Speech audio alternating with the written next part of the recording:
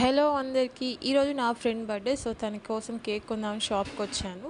Terrace పైన అలా కూర్చున్నాం. తన బర్త్‌డేకైతే ఈ లైట్స్ అస్సలు వేయలేదు గైస్. ఎవరో పక్కింటి వాళ్ళు పెళ్ళి అని చెప్పి వేసుకొని ఉంటే మేము అలా కొంచెం కటింగ్ ఇచ్చామనమాట అంతే.